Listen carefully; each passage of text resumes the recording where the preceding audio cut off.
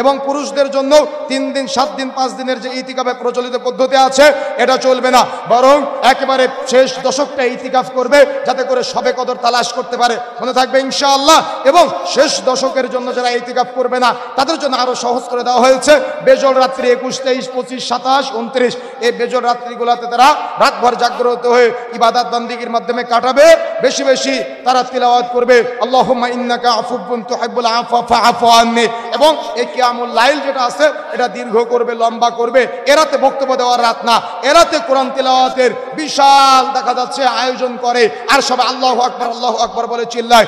এগুলো আয়োজন করার জন্য না, এরাত কখনো মিলাদ মাহফিলের জন্য না, এরাত কখনো সাহারির আয়োজনের জন্য না, এরাত কখনো দেখা যাচ্ছে ওই আমাদের মনোরঞ্জনের জন্য না।